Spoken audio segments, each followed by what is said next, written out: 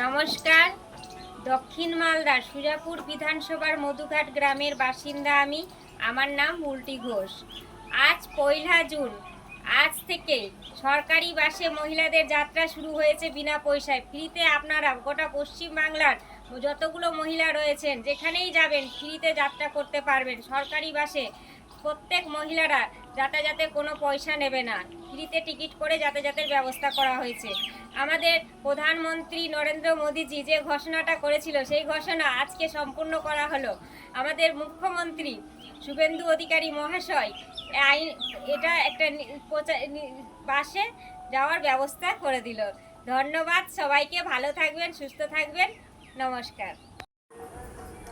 নমস্কার। দক্ষিণ মালদার সুজাপুর বিধানসভার মধুঘাট গ্রামের আমি বাসিন্দা। আমার নাম বুলটি ঘোষ।